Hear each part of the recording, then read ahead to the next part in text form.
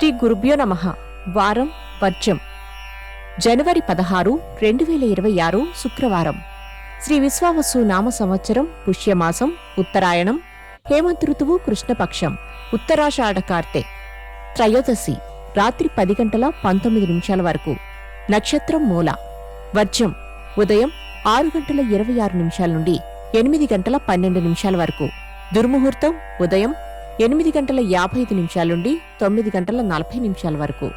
మరలా మధ్యాహ్నం 12:40 నుండి 1:25 వరకు. శుభ సమయం ఉదయం 5:30 నుండి 6:30 వరకు. మరలా సాయంత్రం 6:30 నుండి 7:30 వరకు. రాహుకాలం ఉదయం 10:30 నుండి 12 వరకు. ద్వాదశ రాశుల వారు ఈరోజు చేసుకోవాల్సిన పూజలు: దుర్గాదేవి అష్టోత్తరం చదవండి, ధూపం వెయ్యండి. ద్వాదశ రాశులు. మేషరాశి. కుటుంబంలో శుభకార్యాల ప్రస్తావన ఉంటుంది. సేవా కార్యక్రమాలలో చురుగ్గా పాల్గొంటారు. వృషభ రాశి. ఆర్థిక సర్దుబాట్లను నేర్పుగా చేసుకోగలుగుతారు. జీవిత భాగస్వామితో భేదాభిప్రాయాలు ఏర్పడతాయి. మిథున రాశి.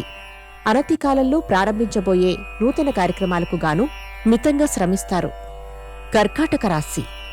ఎవరినీ ఏ సహాయం అర్థించకుండా స్వయంగా మీ పనులు మీరే పర్యవేక్షించుకుంటారు. సింహరాశి. ప్రత్యర్థి వ్యూహాలను అమలు పరుస్తారు. వృత్తి వ్యాపారాల పరంగా చెప్పుకోదగిన ఒడిదుడుకులు ఉండవు. కన్యారాశి. గతంలో ఒకరికిచ్చిన వాగ్దానాన్ని నిలుపుకోవడానికి మీరు చేసే కృషి ఫలిస్తుంది. ఉద్యోగాలలో మంచి మార్పులు ఉంటాయి. తులారాశి. దూర ప్రయాణాలను వాయిదా వేయడం మంచిది.